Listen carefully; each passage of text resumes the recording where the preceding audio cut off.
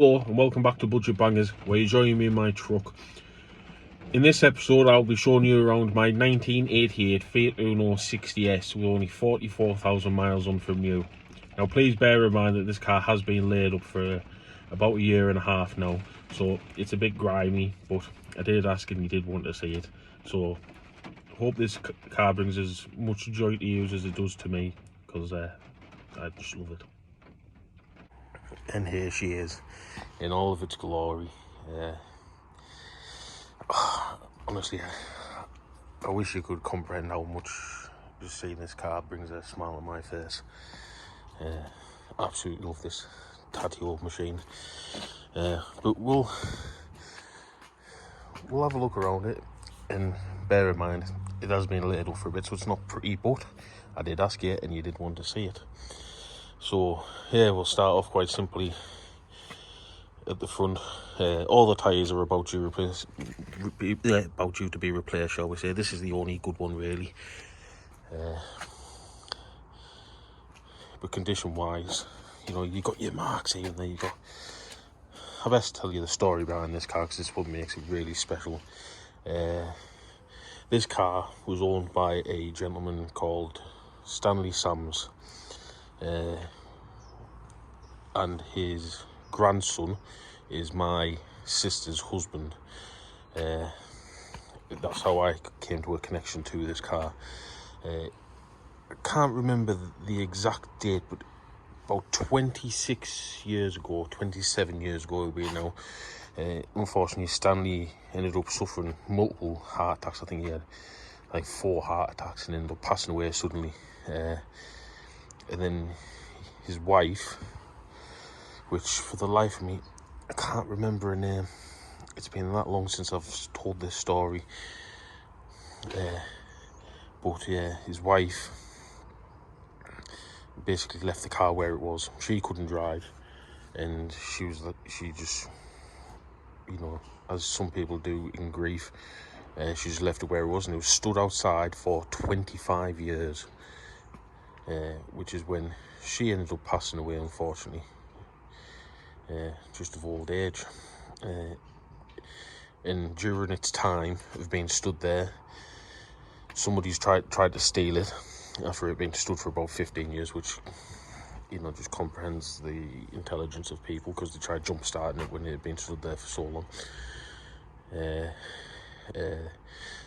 was a small flood around the area.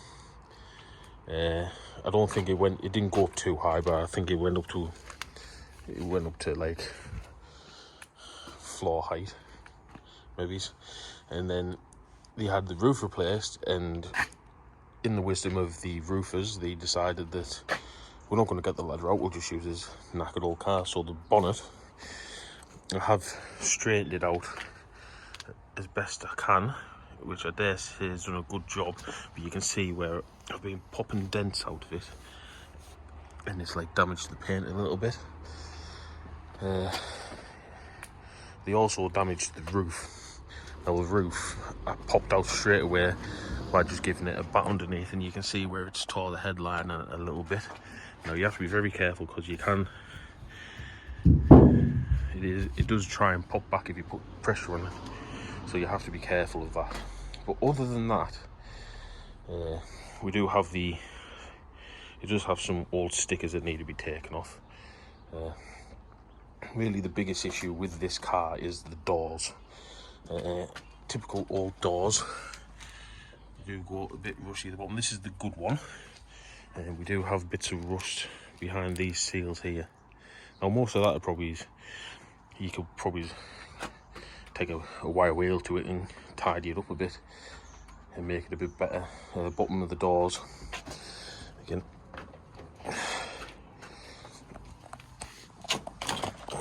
if you look there, obviously you're not supposed to see daylight, but all these bottoms of the doors are pretty much ruined. You probably could bring them back around. You can get the skins for the bottoms of the doors, and you could probably repair the intersections. In terms of sills, you know, it is still solid. I did do some weld, a couple of patches of weld on it, There you go. You can kind of see there, which isn't too much of a showy job if I do say so myself. It was only that we wanted welding when I came to it, and we wanted some weld behind here, which you can see there, which wasn't exactly a perfect job because it's an awkward spot to get to. And then, if I remember correctly, there was just a patch, yeah, a patch here on the floor, which I did. There is a grommet missing as well, which try and find one really. Other than that, you know, the typical, wanted handbrake cables, wanted all the brake pipes doing, wanted all new brakes. I did do work to the engine. I took the head off because when I was spinning it over, it locked up. Oh, the bottom catches the wiper arm as well.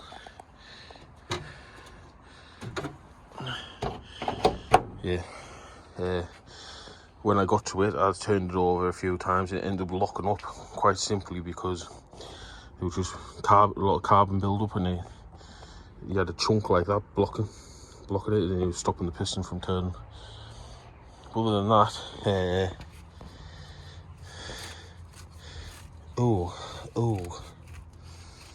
I think these are the original hoses. I don't even think I changed the hoses, to be honest with you, because actually, in terms of time, they're not fared too bad. It's just this one really that's starting to go a bit crispy.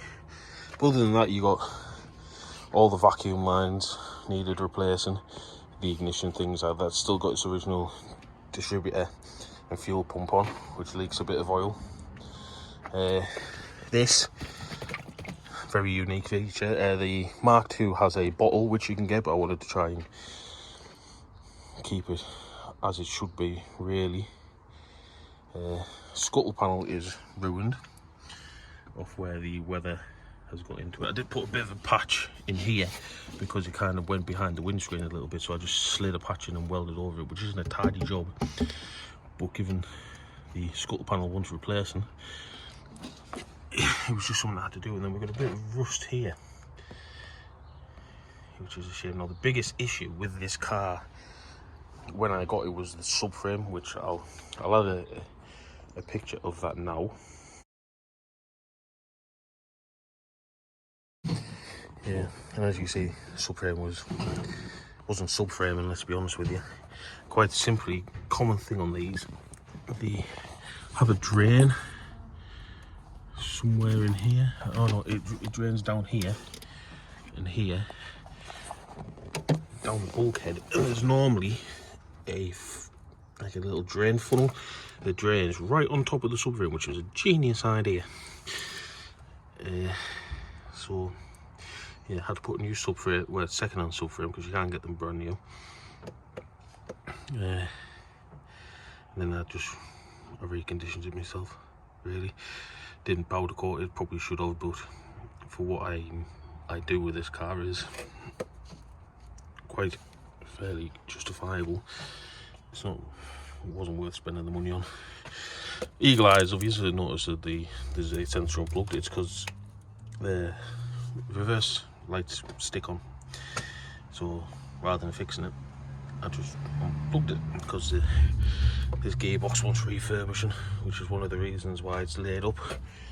The condition of it, really, I'll be honest with you, does not faze me in the slightest. I'd rather it be tatty and usable than brand spanker and me absolutely terrified to take it anywhere.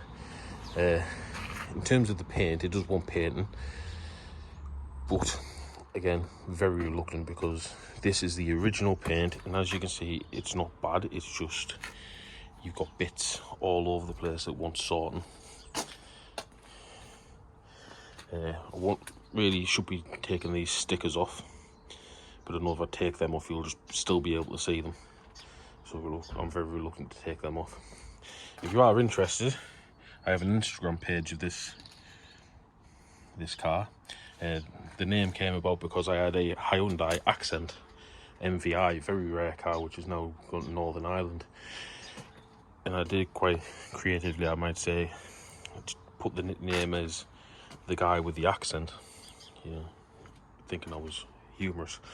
But if you want to go on Instagram, the guy with the Uno, and you'll be able to find out the whole story as to what this car is about. I'm still smiling, if I'm being honest with you, and they haven't stopped smiling yet. It is a Uno 60S, which is pretty much top spec for the standard ones, if I'm not mistaken, other than the Uno Turbo. Probably is another reason as to why this car survives, is because a lot of people use the 3 doors to reshell the turbos. Do have a bit of rust on here. For some reason, this is a very common spot for these to go. I have looked and looked for a replacement boot lid, and they all have that rust there. Now, don't get me wrong, you can tap there all day and I think nothing will happen with it, so it could end up being to the point of where you just clean that back, treat it, put some gunk over the top of it and call it that.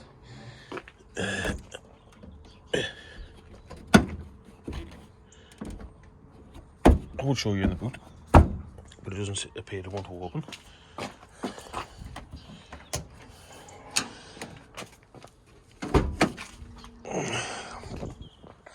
I don't know what's in here. In that one since I've been in here. Need some boot struts. That's very embarrassing when you're at car shows and you're opening it and it sounds like a dinosaur. What have we got in here? Been that one since I've been in here. Some boot struts. What they are off. Ah, yes, I had a fiat. Then I scrapped. I pinched the boot struts off in case it'd fit this, but it didn't. Yeah, obviously, old car 101. Take some oil with you. And that's supposed to have petrol in it in case you need it to fill the carb up. Brick. Emergency handbrake, that's what that is, because if anybody knows these old Fiats, knows that the handbrakes are not good even when they're at the best. But yeah, it's just dirty, needs a good clean. Need some new lenses because they're cracking, things like that. Oh, but honestly, this car never fails to put a smile on my face. I'll show you the bad door. It's more the bad door on the outside.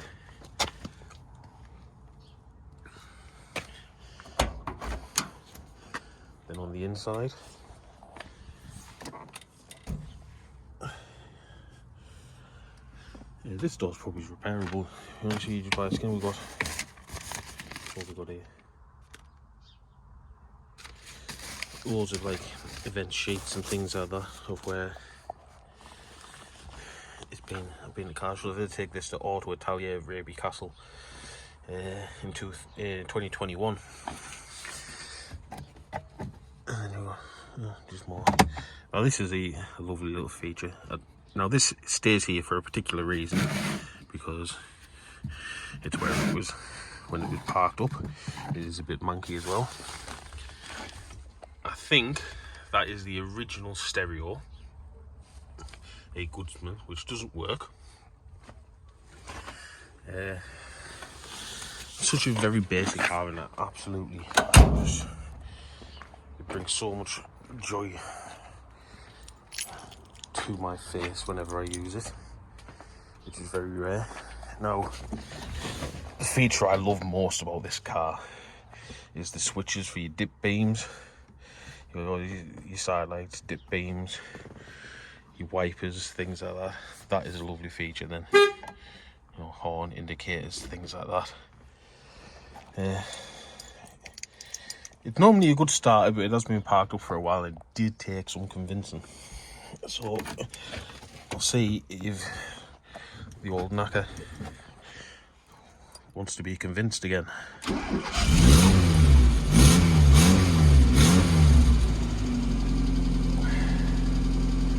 See, just never lets me down. You do have to give the fuel gauge some encouragement, and it does move up. I think really should put some petrol in it. Really, I should fill the tank up to stop any gunk from getting into it, but it leaks from the filler spout. Now, one thing that car guys should be able to appreciate quite simply is the sound Italian cars make. You rev and they just sound fantastic. We'll give this some beans and see how she does.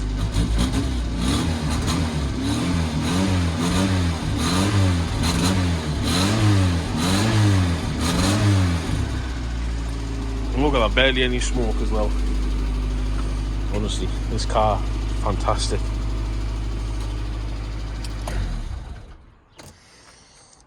Yeah, I absolutely love this car. And even shutting the doors, you know, modern cars don't sound like that. It's just a proper car, if you ask me. I know there's people out there that will disagree, and I could probably stand here and talk about this car for days. It is a classic car technically under the insurance rules, but there are people out there, including my previous employer Dave, who said if it's got plastic bumpers, it's not a classic car. For me, it's a classic car. It's more of a retro classic, I think you would call it. Hopefully one day I can make a video of where I get this thing back on the road and get back to using it, because honestly I do love this car. But yeah, please, if you'd like, check out my Instagram page, the guy with the Uno. I'll try and put a link in the description down below for it. And yeah, I hope you enjoyed it as much as I do, and I will see you on the next one.